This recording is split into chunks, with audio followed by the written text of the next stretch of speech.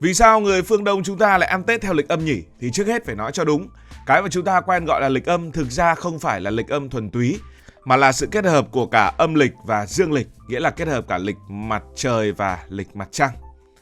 Tết âm hay gọi đầy đủ là Tết Nguyên đán, thực chất là ngày mở đầu của một chu kỳ thời gian mới được xác định theo nhịp vận động của trời đất, chứ không chỉ đơn thuần là một ngày nghỉ hay là một phong tục mang tính hình thức.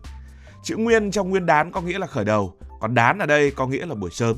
Gộp lại, Tết Nguyên đán chính là buổi sớm đầu tiên của một vòng sống mới, thời điểm mà con người tin rằng thiên nhiên đã sang trang, mùa đông khép lại và mùa xuân bắt đầu mở ra. Vì thế Tết âm trước hết là Tết của tự nhiên, sau đó mới là Tết của con người. Cái nôi của hệ lịch gắn với Tết âm nằm ở Trung Quốc cổ đại, nơi sớm phát triển thiên văn học và lịch pháp. Người xưa nhận ra rằng mặt trăng có chu kỳ rất đều, dễ theo dõi bằng mắt thường, còn mặt trời lại quyết định nóng, lạnh, xuân hạ thu đông. Nếu chỉ theo mặt trăng thì các mùa sẽ lệch dần, còn nếu chỉ theo mặt trời thì đời sống thường nhật lại khó nhớ và khó tính. Từ đó họ sáng tạo ra hệ lịch âm dương, trong đó tháng theo mặt trăng nhưng năm được điều chỉnh theo mặt trời bằng tháng nhuận. Tết Nguyên đán được đặt ra vào thời điểm ngay sau tiết lập xuân, khi dương khí bắt đầu tăng và sự sống quay trở lại. Với người xưa, vượt qua được mùa đông đã là một thành công, còn bước sang mùa xuân đồng nghĩa với hy vọng no đủ. Tết âm vì thế trở thành ranh giới giữa cầm cự và sinh trưởng, giữa sống sót và phát triển. Mọi nghi lễ ngày Tết, từ cúng tổ tiên, cầu mùa, xua đuổi điều xấu đến sum họp gia đình, đều xoay quanh mong muốn rất thực tế, năm mới phải thuận lợi, nếu không thì đói kém sẽ đến ngay. Ngược lại, Tết dương lịch, tức là ngày mùng 1 tháng 1 dương hàng năm, lại có tính chất hoàn toàn khác. Đây là sản phẩm của lịch mặt trời được hoàn thiện ở châu Âu, nơi khí hậu ôn đới ổn định hơn và nông nghiệp không phụ thuộc quá nặng vào một thời điểm duy nhất trong năm. Ngày mùng 1 tháng 1 được chọn làm mốc đầu năm chủ yếu vì lý do quản lý và hành chính, thuận tiện cho sổ sách, thu thuế, thương mại và sự thống nhất thời gian giữa các quốc gia. Tết dương không gắn chặt với mùa vụ hay chu kỳ sinh học mà gắn với hệ thống quản trị của xã hội hiện đại. Điểm khác nhau cốt lõi giữa Tết âm và Tết dương nằm ở cách con người hiểu về thời gian. Với Tết âm, thời gian là một vòng tròn, năm cũ kết thúc, năm mới mở ra chu kỳ sinh tử, tái sinh của tự nhiên. Vì thế người ta dọn dẹp nhà cửa để bỏ lại cái cũ, kiêng kỵ để tránh lệch nhịp đầu năm, xông đất để mở vận và sum họp gia đình để tái lập trật tự tinh thần.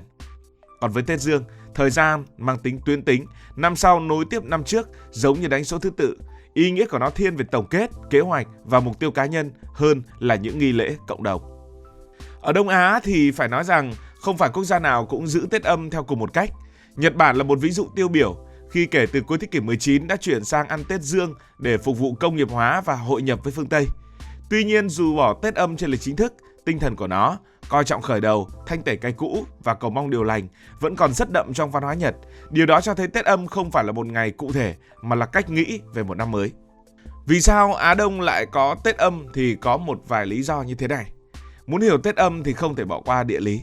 Vùng Á Đông, vùng Đông Á của chúng ta nằm trọn trong vành đai gió mùa châu Á, nơi thời tiết không đều đều quanh năm mà chia cắt rõ ràng giữa các mùa. Mùa đông lạnh và khô, mùa hè nóng ẩm, mưa đến theo chu kỳ, nhiệt độ thay đổi rõ rệt. Chính kiểu khí hậu này tạo ra một nền văn minh nông nghiệp đặc thù, đó là văn minh lúa nước. Trồng lúa không giống chăn nuôi du mục hay là trồng những thứ khác. Lúa phụ thuộc cực kỳ chặt chẽ vào mưa và nhiệt độ vào thời điểm xuống giống. Gieo sớm thì rét chết, gieo muộn quá thì lại lỡ mùa. Bởi vậy, người Á Đông từ sớm đã buộc phải quan sát bầu trời, theo dõi thiên nhiên, ghi nhớ quy luật thời tiết. Lịch không phải để treo trên tường cho nó đẹp mà chính là một công cụ sinh tồn. Tết âm, xét cho cùng, chính là ngày khai mở chu kỳ sản xuất mới. Nó đánh dấu lúc con người chuẩn bị ra đồng, sửa lại cày bừa, chọn giống, cầu mong mưa thuận gió hòa. Nếu không có nông nghiệp gió mùa, có thể sẽ không có một ngày Tết như chúng ta biết ngày nay. Và một điểm rất thú vị, vì sao lịch lại gắn với mặt trăng chứ không phải là mặt trời ngay từ đầu? Câu trả lời nằm ở cách người Á Đông quan sát mặt trăng. Thời cổ đại, mặt trăng là chiếc đồng hồ dễ dùng nhất. Trăng non, trăng tròn, trăng khuyết, trăng tàn, chu kỳ ấy lặp lại đều đặn khoảng 29 đến 30 ngày. Chỉ cần ngẩng đầu lên trời là biết hết tháng và tháng đã đi về đâu. Không cần thiết bị, không cần kiến thức phức tạp. Âm lịch vì thế ra đời rất tự nhiên. Mỗi tháng là một vòng trăng. Các sinh hoạt xã hội, lễ nghi, canh tác đều xoay quanh nhịp điệu ấy. Với người nông dân, việc xem trăng quan trọng không kém gì xem ruộng xem đồng. Nhưng người Á Đông không dừng lại âm lịch thuần. Nếu chỉ theo trăng, các mùa sẽ lệch dần. Vì 12 tháng âm chỉ khoảng 354 ngày, lệch vài năm là mùa đông rơi vào mùa hè trên lịch. Điều đó cực kỳ nguy hiểm cho nông nghiệp. Thế là người Á Đông đã sáng tạo ra âm dương lịch, thứ mà chúng ta đang dùng ngày nay. Tháng theo trăng nhưng năm được điều chỉnh theo mặt trời. Khi lệch quá nhiều thì thêm tháng nhuận. Kết quả là một hệ lịch vừa gần gũi với tự nhiên, vừa cực kỳ chính xác về mùa vụ đã xuất hiện. Và nói đến Tất Âm thì dù muốn hay không, chúng ta không thể phủ nhận vai trò lịch sử mang tính trung tâm của Trung Hoa cổ đại trong việc hình thành và lan tỏa hệ lịch, cũng như những nghi lễ xoay quanh Tết ở Đông Á. Đây là một trong những nền văn minh sớm nhất trên thế giới phát triển thiên văn học thực dụng, tức là thiên văn học để phục vụ trực tiếp cho đời sống, tính mùa vụ, dự báo thời tiết, tổ chức sản xuất nông nghiệp và nghi lễ nhà nước. Từ rất sớm, Trung Quốc đã xây dựng được âm dương lịch hoàn chỉnh, kèm theo hệ thống 24 tiết khí cực kỳ chính xác, đủ để một xã hội nông nghiệp quy mô lớn vận hành ổn định qua nhiều thế kỷ. Vì là trung tâm chính trị, văn hóa, học thuật của khu vực trong thời gian dài, lịch của triều đình Trung Hoa tự nhiên trở thành chuẩn tham chiếu chung cho các nước lân cận, đặc biệt trong bối cảnh ngoại giao triều cống và giao lưu văn hóa thời cổ đại và trung đại. Tuy nhiên, cần nhấn mạnh một điểm rất quan trọng, Đông Á không hề bắt chước mù quáng hoàn toàn Trung Quốc. Hệ lịch và khái niệm Tết đi ra khỏi Trung Hoa không còn là một bản sao nguyên si mà luôn được bản địa hóa mạnh mẽ. Mỗi xã hội tiếp nhận phần khung, tức là cách xác định năm mới theo chu kỳ trời đất, rồi lại đưa vào đó những nội dung rất riêng, phù hợp với môi trường sống, cấu trúc, hệ giá trị của mình. Nói cách khác, Trung Quốc cung cấp công cụ thời gian, còn những dân tộc khác quyết định linh hồn của ngày Tết. Ở Việt Nam, Tết gắn chặt với nền nông nghiệp lúa nước và đời sống gia đình làng xã. Những biểu tượng như là bánh chưng, bánh tét, mâm cỗ cúng tổ tiên, ông công ông táo hay sum họp cuối năm đều phản ánh rất rõ một xã hội coi trọng đất, nước, huyết thống. Tết Việt không thiên về nghi lễ cung đình mà nghiêng nhiều về không gian gia đình, nơi mọi thế hệ gặp lại nhau và nối tiếp mạch sống tổ tiên. Cùng một Tết Nguyên đán nhưng cảm xúc và trọng tâm của người Việt đã rất khác Trung Hoa. Ở bán đảo Triều Tiên, Tết Âm của bán đảo này lại mang màu sắc của một xã hội chịu ảnh hưởng sâu đậm từ Nho giáo. Nghi lễ gia tộc, lễ cúng bái tổ tiên, thứ bậc trên dưới và đạo hiếu được đặt ở đúng vị trí trung tâm. Tết ở đây là dịp khẳng định trật tự gia đình và xã hội, nơi cháu con cúi lạy ông bà, cha mẹ và qua đó học lại vị trí của mình trong dòng họ.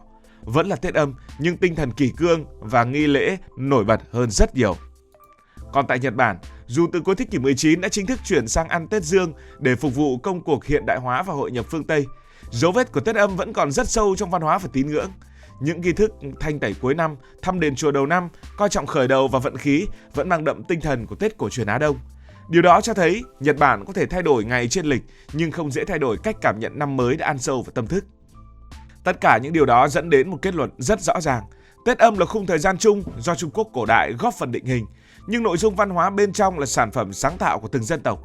Chính quá trình mình tiếp nhận có chọn lọc và biến đổi linh hoạt này giúp Tết Âm không trở thành một bản sao đơn điệu mà trở thành một không gian văn hóa đa dạng, nơi mỗi xã hội Á Đông vừa chia sẻ chung một nhịp thời gian, vừa giữ chọn bản sắc của riêng mình. Thế thì Á Đông ăn Tết Âm, nhưng tại sao người phương Tây lại không ăn Tết Âm? So sánh với phương Tây sẽ thấy rõ sự khác biệt. Châu Âu nằm ở vùng ôn đới, nơi khí hậu tương đối ổn định hơn, nông nghiệp mùa vụ không quá nặng và mưa gió theo mùa. Lúa mì, chăn nuôi, dự trữ thức ăn cho phép con người ít bị sốc mùa hơn. Vì thế, năm mới ở phương Tây dần trở thành mốc hành chính mới gắn với hệ lịch mặt trời, thuận tiện cho quản lý thương mại và nhà thờ. Ngày mùng 1 tháng 1 không mang ý nghĩa sinh học quá lớn mà chính là sự thống nhất về thời gian. Trong khi đó, với Á Đông, năm mới mà không ăn khớp với thiên nhiên thì chẳng có ý nghĩa gì. Đó là khác biệt cốt lõi. Cảm ơn vì đã quan tâm theo dõi câu chuyện này. Nếu cảm thấy thú vị, bạn có thể nhấn nút đăng ký kênh, bật chuông thông báo và chia sẻ. Còn bây giờ thì xin được nói lời chào tạm biệt.